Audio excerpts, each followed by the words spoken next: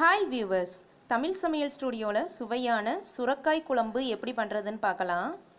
First ஒரு பேனில் 3லேருந்து 4 teaspoon அளவு ஆயில் சேர்த்துக்கலாம். எண்ணெய் சூடான உடனே அரை டீஸ்பூன் கடுகு, அரை டீஸ்பூன் உளுந்து சேர்த்துக்கலாம். கடுகு வெடித்த உடனே அரை டீஸ்பூன் சீரகம் சேர்த்துக்கலாம்.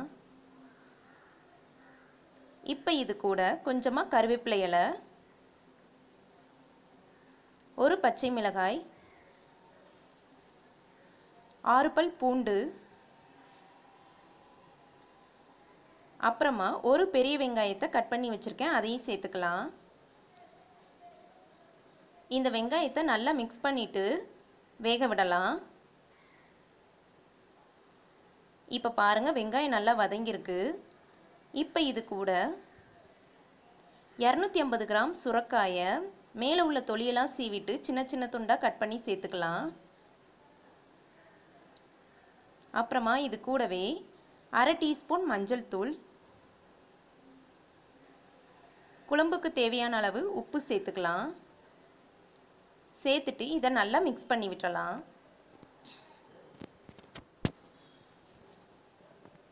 நல்லா மிக்ஸ் பண்ணதுக்கப்புறமா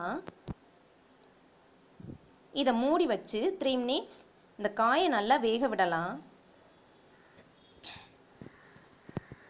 இப்போ 3 மினிட்ஸ் ஆயிடுச்சு, ஓப்பன் பண்ணி பார்க்கலாம். பாருங்கள், காய் நல்லா வெந்திருக்கு. இந்த ஸ்டேஜ் வரைக்கும் நல்லா வேக விட்டுருங்க. இப்போ இது கூட மசாலா பொருள் சேர்த்துக்கலாம். 1 டீஸ்பூன் மிளகாய்த்தூள், 1 டீஸ்பூன் மல்லித்தூள்,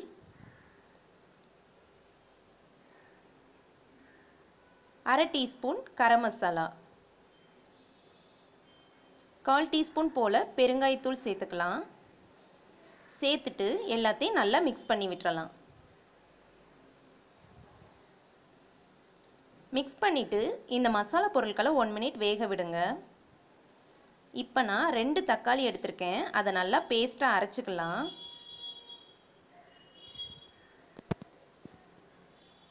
இப்போ பாருங்கள், மசாலா பொருட்கள்லாம் நல்லா வெந்திருக்கு. இப்போ இது கூட நம்ம அரைச்சி வச்சுருக்கிற அந்த தக்காளியை சேர்த்துக்கலாம். அப்புறமா குழம்புக்கு தேவையான அளவு தண்ணீர் சேர்த்துக்கலாம். சேர்த்துட்டு எல்லாத்தையும் நல்லா மிக்ஸ் பண்ணி விட்டுறலாம்.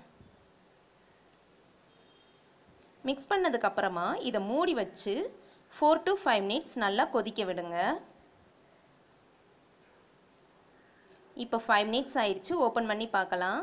பாருங்கள், குழம்பு அருமையாக ரெடி ஆயிருச்சு. எண்ணெயெல்லாம் பிரிஞ்சு அருமையாக வெந்திருக்கு.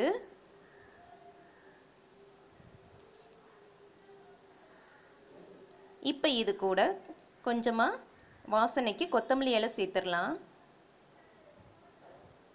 அப்புறமா ஒரு சின்ன துண்டு வெல்லம் சேர்த்துக்கோங்க, அது குழம்புக்கு இன்னும் டேஸ்ட் கொடுக்கும். சேர்த்துட்டு நல்லா மிக்ஸ் பண்ணி விட்டுறலாம். அவ்வளோதான், சுவையான சுரக்காய் குழம்பு தயாராகிருச்சு. கண்டிப்பாக நீங்கள் வீட்டில் ட்ரை பண்ணி பாருங்கள், ரொம்பவும் டேஸ்ட்டாக இருக்கும். உங்களுக்கு இந்த டிஷ் பிடிச்சிருந்துச்சுன்னா எங்கள் சேனலுக்கு சப்ஸ்கிரைப் பண்ணுங்கள். தேங்க்யூ.